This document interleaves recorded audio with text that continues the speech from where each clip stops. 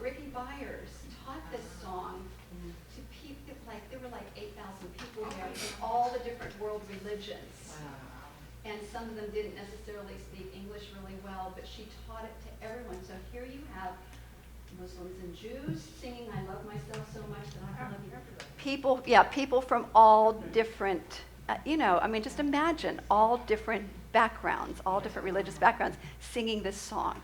Talk about unity. It was just awesome.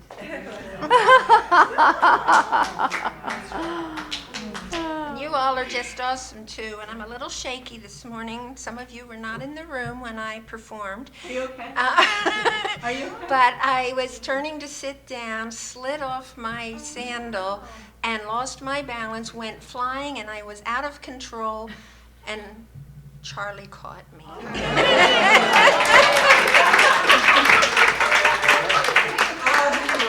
And I thank you. I had said hello to our new members back there and then realized that I hadn't said hello to Katie, who was down on the other end. And so I turned, and that's when I went flying. So anyway. Nancy blasted off. Wait, I didn't catch that, Nancy. He blasted off. Oh, I did. Yes, because that was quite an experience. I was totally out of control. Where'd that come from?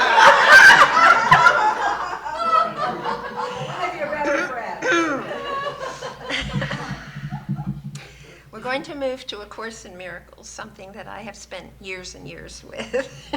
I think that's how we first met, when she was Kathy Johnson. A Course in Miracles contains this beautiful passage. Do you want peace? Forgiveness offers it. Do you want happiness? A quiet mind? A certainty of purpose? A sense of worth and beauty that transcends the world? Do you want care and safety and the warmth of sure protection always? Do you want a quietness that cannot be disturbed? A gentleness that can never be hurt? A deep, abiding comfort and a rest so perfect it can never be upset? All this forgiveness offers you, and more. It sparkles on your eyes as you awake and gives you joy with which to meet the day. It soothes your forehead while you sleep and rests upon your eyelids so you see no dreams of fear and evil, malice and attack. And when you wake again, it offers you another day of happiness and peace. All this forgiveness offers you and more. Fantastic, huh? Yes. Please join me in saying the affirmation on the screen. There we go. With this energy of faith. With God as my source, I have within me the strength and courage to walk the path of plenty, the journey of joy, and the course of conscious creation. Thank you, Nancy. That is definitely one of my favorite passages of Course in Miracles.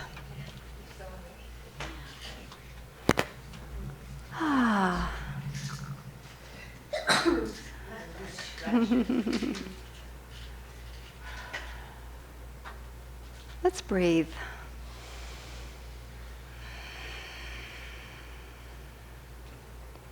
God is lavish, unfailing abundance, the rich, omnipresent substance of the universe. This all-providing source of infinite prosperity is individualized as me, the reality of me. I lift up my mind and my heart to be aware, to understand, and to know the divine presence I am is the source and substance of all my good, that presence that resides within the very being of in the center of my very being. That was John Randolph Price, the 40-day prosperity, the very first one, actually the first two. And these prosperity teachings are something that are not new. They go way back. I mean, think of the great master teacher who said, "I come that you may have life and have it more abundantly. Seek first the kingdom, and all else is added." The great teachers of all time, the great spiritual teachers, knew who we are in truth. We are the sons and the daughters of the Most High, or individualized expressions of the divine, the offspring of the Most High. And when we rest in this truth as we move through our lives, then the natural flow of prosperity takes place in our lives. This entire month is about tuning in to this thing called prosperity consciousness, living the life more abundant that Jesus talked about. And it begins with spiritual practice. It begins with the willingness to form a partnership with the divine. Because we know that when we go about it the other way, feeling like we are detached and that we have to get our good out there, and we get into this thing called materialism. We know materialism is when we think that our good is out there, and when I get that, then I'm going to be happy. Whatever that good is. It's not just money, the right job, relationships. It's just thinking in general, my good is out there. This practice of prosperity that I'm talking about this month is about the richness of the divine being right in the center of our own being. And the teachings of Wallace Wattles and Ernest Holmes, these great masters who reminded us that we are surrounded by the universal substance of the divine. And it's within us. It's in the interspaces of the universe. And that thinking substance takes the impress of our thought and responds to it each and every time. The key is our persistence in keeping our thoughts focused on prosperity thinking instead of lack and limitation thinking. So it's not only a partnership with the divine that we're talking about.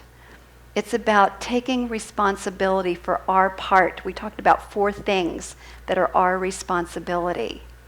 And that is clarity on what we want.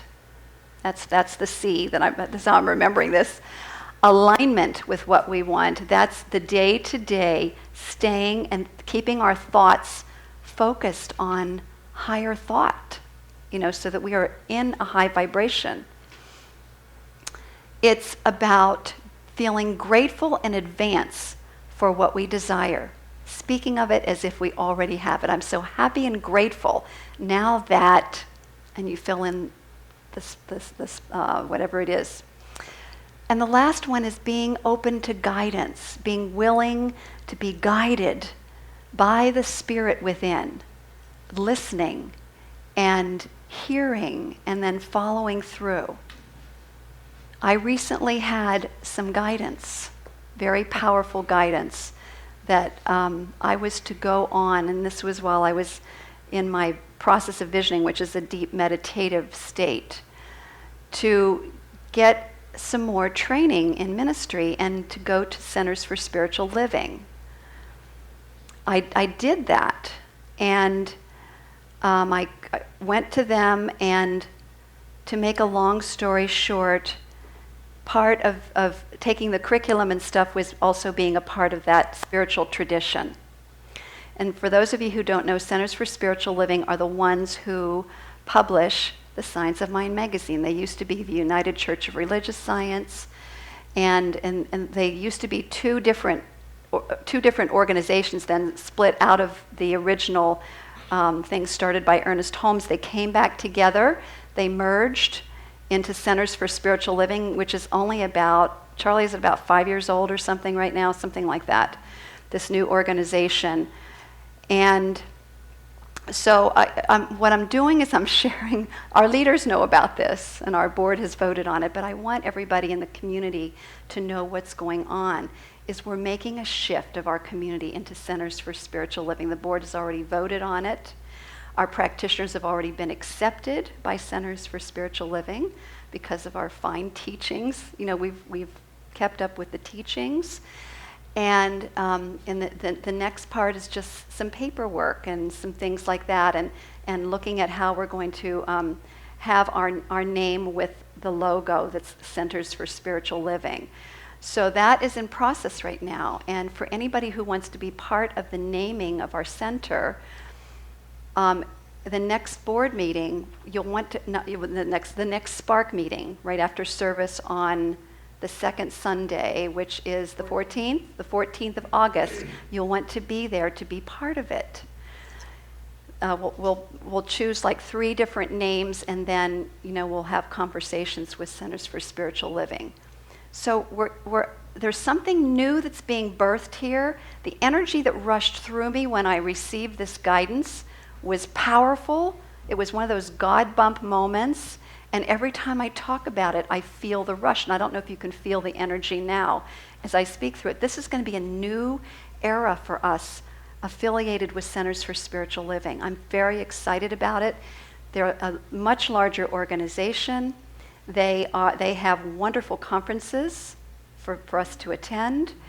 We'll be part of a much larger family. Actually, Charlie's center that's up in his study group is a Centers for Spiritual Living, right, Charlie? So he's part of it. There are centers all over the area, and I've already made friends with many of the ministers over the years anyway, some of whom have been keynote speakers at my ordination and so on. So the other thing that was so interesting about the whole thing is Reverend Bob Dean, who is a personal friend of mine and was in a mastermind group with me when he was here as a minister in Paoli, is now the person who is in charge of the ministry, the ministry and the practitioner, what would you call it? Certification at home office now. So, it's and I've been told by several people this is the perfect time to come into CSL because they're organized, they know what they're doing. So it's a smooth flow, and it's been very smooth so far. So I just wanted all of you to know that, and to know that just great things are happening with this community. We have a board and leaders that are charged. You could feel it in Brett. There's a renewed energy that's taking place here, and I'm very excited about it. And Nancy, yes. Are you saying that we're not going to be Center for Joyful Living anymore? We're going to have a new name? We may have a new name. We may or may not. But we're wanting to incorporate as much of that as we can into it. But we'll have the Center for Spiritual Living logo. The other thing is the board has been talking about getting a new logo anyway, so this has solved our problem, right? So if you have any questions, please see me. Please see one of the board members, and we'll have the discussion. So anyway, I didn't want to get too far off the beaten path, but I just wanted to weave in how this thing called guidance takes place and how important it is to follow it, because since I know that it's of God, I know that it's always leading us into a freer, fuller, more expanded expression of who we are in truth. And over the years, I've come to trust that more and more and more because I've seen the results of it. So very excited. The other thing I wanted to share is that there's thinking in a certain way and doing acting in a certain way that Wallace Wattles talks about in his book. And that by thought, you bring things to you, and by action, you bring them into manifestation. So there's a really great example of this that I want to acknowledge today. Lisa Bartolozzi had a thought, a vision of how to use some of those cranes on our walls. And she's an artist. She's a very fine artist, and we're really blessed to have her.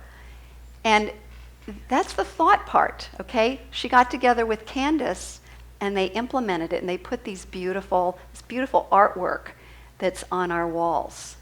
And there's actually a story to it. Lisa, do you want to tell us the story to it very quickly of because I know that there's of how it flows.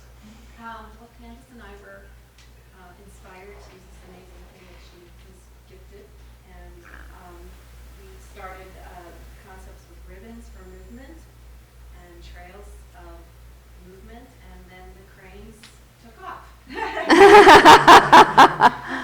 We had ribbons going everywhere, but we edited and we thought of their wings and how they turned and where they lifted up and where they went, and together as a group they moved, and then they gathered. I feel like they gathered what they earned, maybe, or gathered what they had and bring it out into the world, and then these little guys are ready to leave and ready to go. But ready to bring it out into the world. But Yeah. we're different. Uh-huh. We arrived Uh-huh. to this new and lovely place. Thank you so much. Let's give them a round of applause.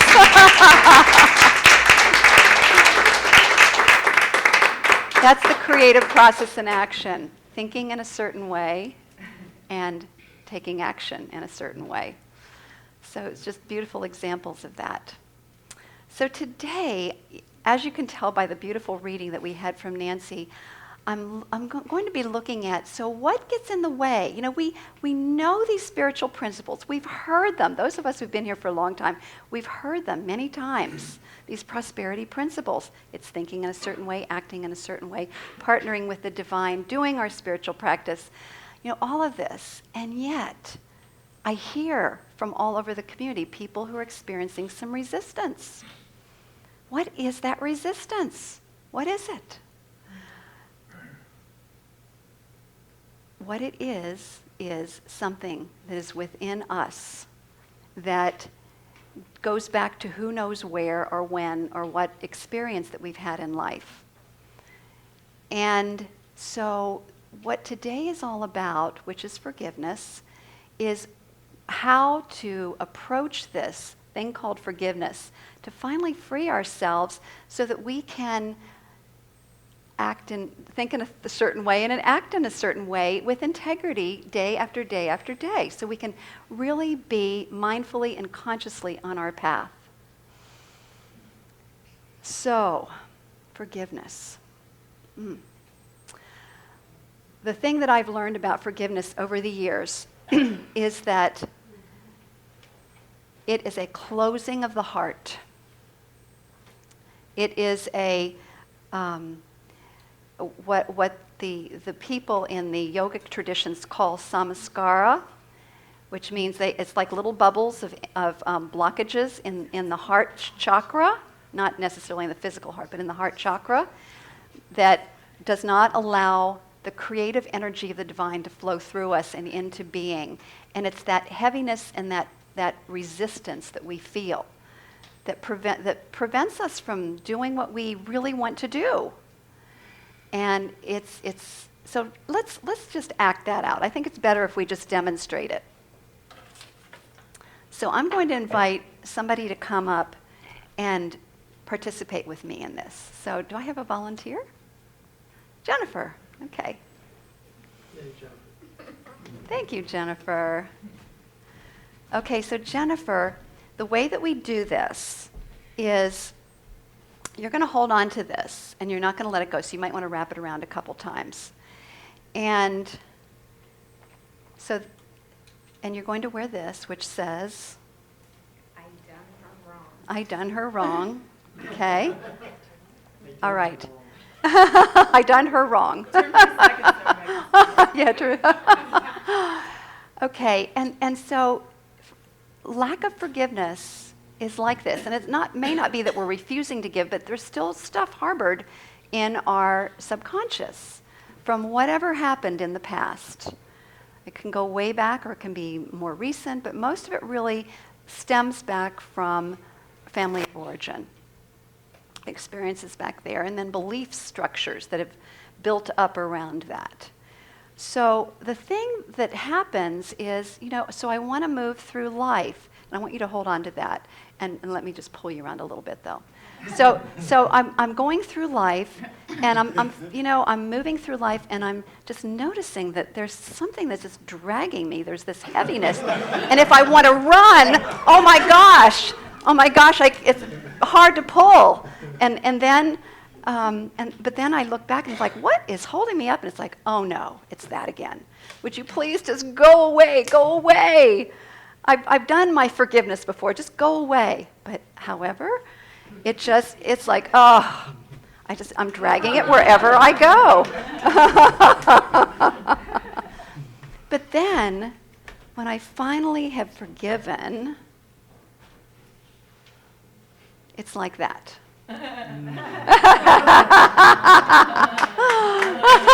Thank you, Jennifer. Thank you.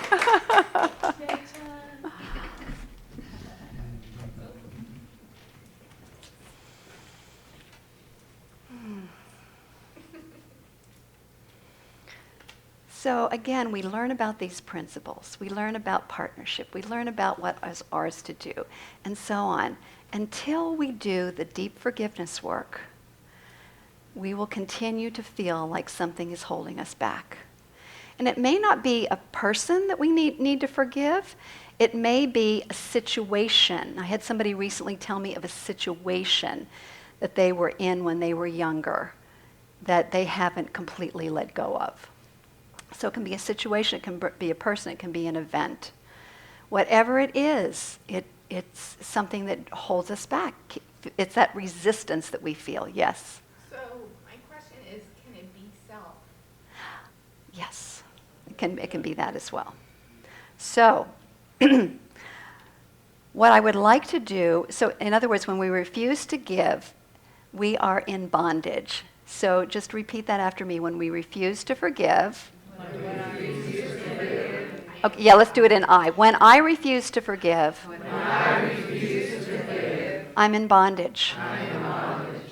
When I forgive, I'm free. So feel the choice. Feel the choice, the decision to forgive. What I wanted to do is one more thing before we do this. Is the teaching of Jesus. How many times do we forgive? Who knows the answer to this? 70 times 7. 7 in the Aramaic language stands for completion. 70 times 7 means you do it until you are complete with it, until you've let go of all the resentment and all of the anger and all of the guilt and everything else that goes with it, is that you let it go. And then you're free. So May McCarthy, in her book that we've been talking about this month, says that saying a forgiveness prayer each night is a way to continue to keep ourselves clean and to keep our heart open. But, it's really about keeping our heart open. You can also make a commitment that I'm going to keep my heart open no matter what. Just say that. I'm going to keep my heart open no matter what. That's a great step. And so this practice of forgiveness every night really works. And it can be something as simple as this. I love you. I bless you. I forgive you. I release you. That's the one that May McCarthy recommends. It's very easy to remember. I've been practicing it myself. You can tell because I've memorized it. I love you, I bless you, I forgive you, I release you. That's it. So doing this each night before you go to bed, just pick one person or pick something. It can be current, it can be something in the past, but keep that practice up. So what I like to do is to give everybody an experience of this thing that we're talking about. So let's have an experience of forgiveness using this particular type of meditation called Circle of Love meditation. So I invite you to close your eyes, get comfortable, and focus on your heart as you take some deep cleansing breaths. So take an inhale, relax as you exhale slowly. take another deep breath. Relax even more as you exhale slowly. Take a third deep breath. Relax even more as you exhale slowly. Again, focusing on the heart and making a commitment to keep your heart open. So you can just say to yourself silently, I'm keeping my heart open. So imagine yourself in a peaceful place, a place where you feel safe. It can be a special place in your house, like your back porch. It could be at the ocean or a beautiful field of wildflowers or a rich green forest. Wherever it is, go there now in your mind and feel at peace. Feel the love. Feeling safe, feeling secure.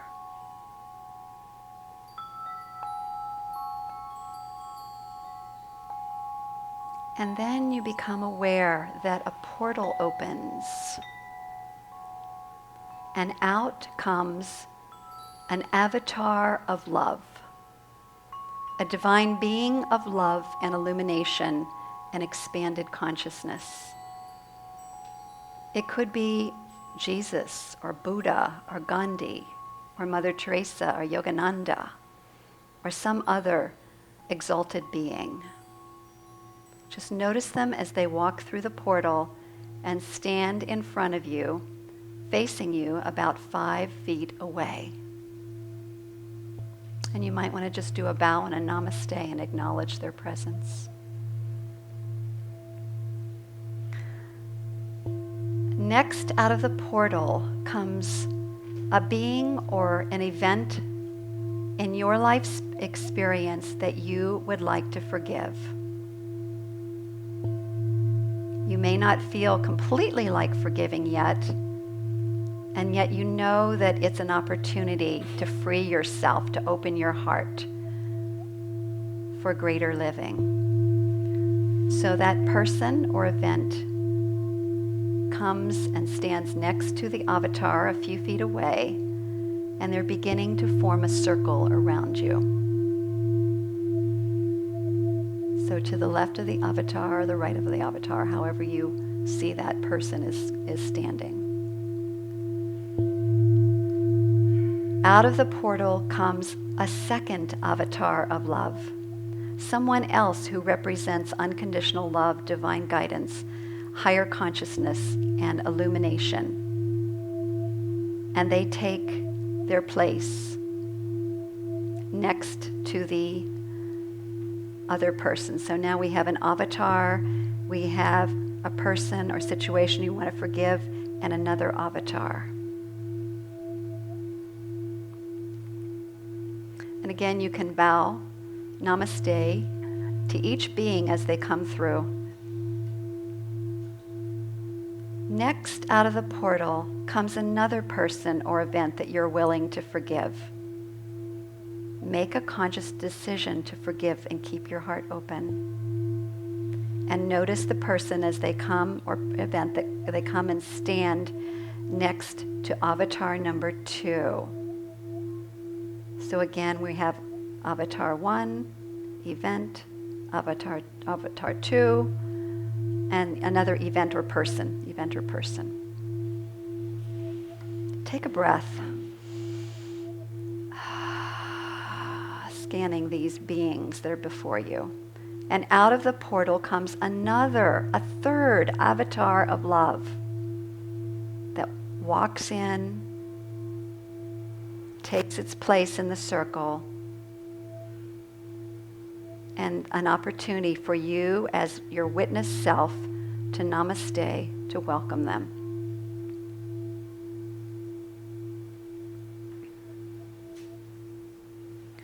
And now for the final person, your human self. So there you are as witness in the center. And this is the human self walking through the portal, your human self. asking for forgiveness. In the center, the witness self, the self that says yes to letting go of resistance through forgiveness, yes to living fully and freely on purpose and in joy, yes to conscious creation. And the human self takes his or her place in the circle. So now there's a circle all around you. Avatar, person or event. Avatar, person or event. Avatar, human self.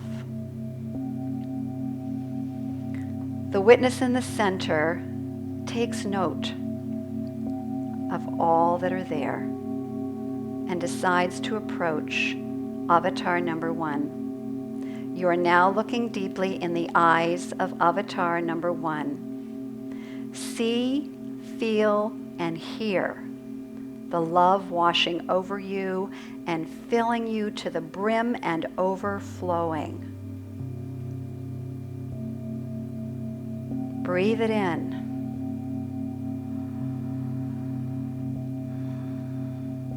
Fortified with this love, come face to face with the first person or event that you decided to forgive. Look into their eyes if it is another human. It is okay if emotions occur.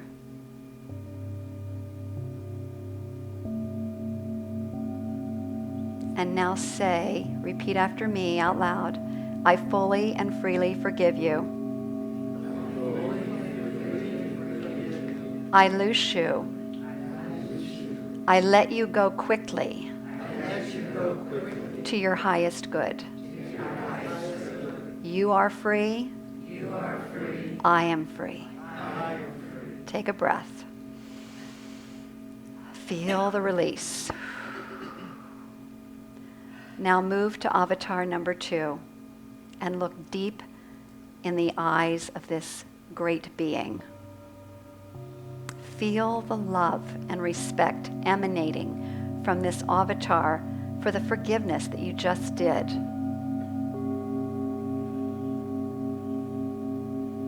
Let yourself be filled again with the energy of love. Just feel it, see it, hear it. Fill your entire being to overflow.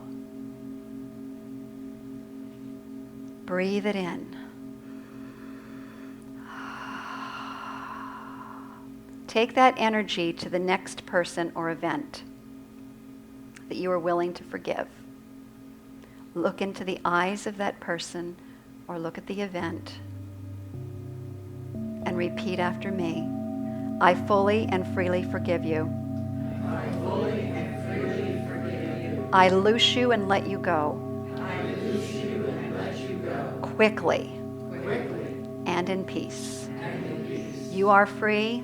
You are free. I am free. I am free. Take a breath. Now step to avatar number 3, who is glowing with respect, admiration, and love for you.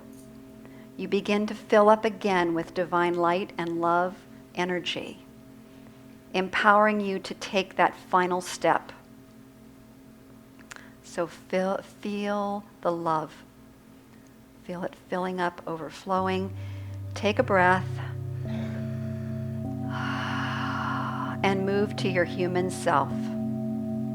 So you are the witness self looking into the eyes of the human self.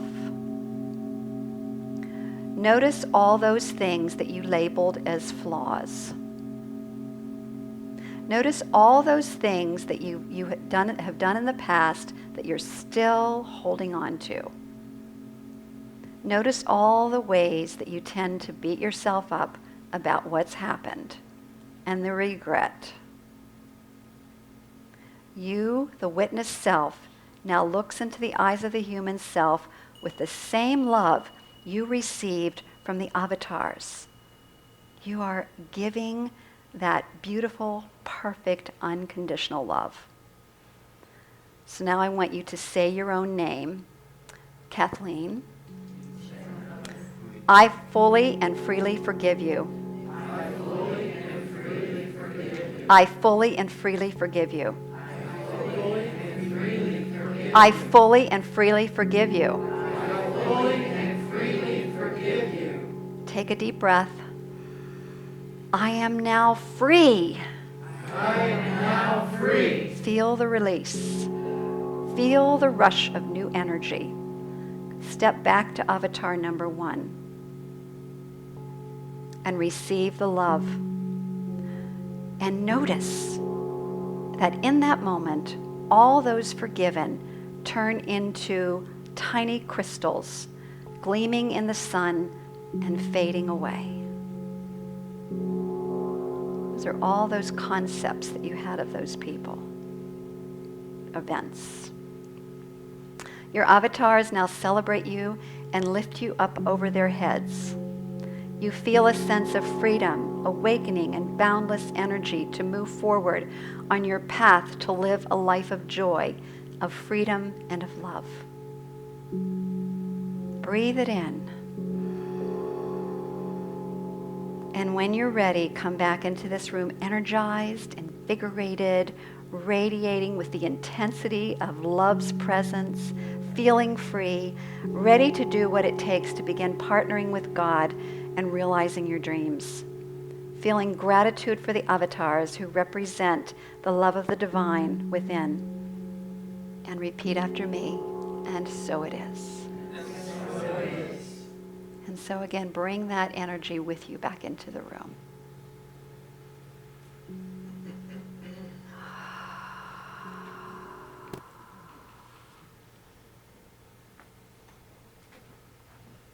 And I invite the choir to come up to the stage.